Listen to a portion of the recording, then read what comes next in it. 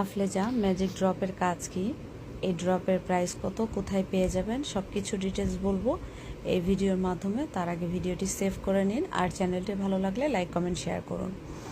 ফার্স্টে আমি আফলেজা magic drop নিয়ে নিলাম। এরপরে ক্লায়েন্টের স্কিন টোন এবং আন্ডারটোন অনুযায়ী কিন্তু আমি নিয়ে নিব ফাউন্ডেশন। আমার ক্লায়েন্টের আন্ডারটোন হচ্ছে ওয়ার্ম এবং স্কিন টোন হচ্ছে মিডিয়াম শেড।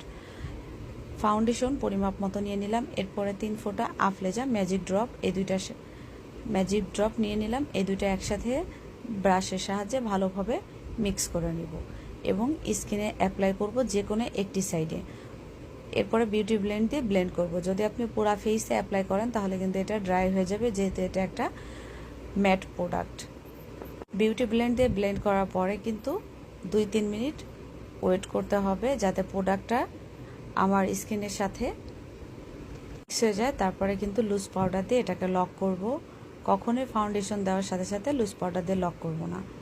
আফলেজা ম্যাজিক ড্রপ কেন ব্যবহার করবেন? যারা অনেক বেশি ঘামে বা যাদের অয়েলি স্কিন তাদের জন্য। এটা একটা ম্যাট প্রোডাক্ট, আর এটা আমি এনেছিলাম কলকাতা।